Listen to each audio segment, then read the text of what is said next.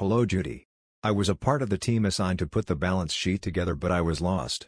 I guess I don't understand the accounting equation. Well, that certainly is a shame. Let me try to help you understand the accounting equation better. The accounting equation is the foundation of accounting. Your assets must equal your liabilities plus your owner's equity.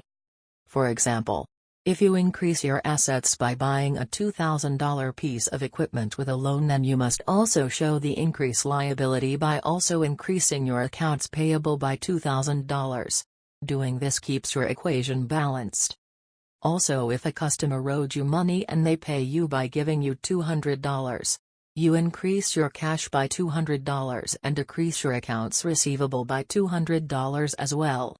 An increase and decrease on the same side of the equation also keeps the equation balanced. Thank you for your help. That is not something I was paying attention to when I was making the balance sheet. For now on, I will make sure that the accounting equation balances when I create a balance sheet.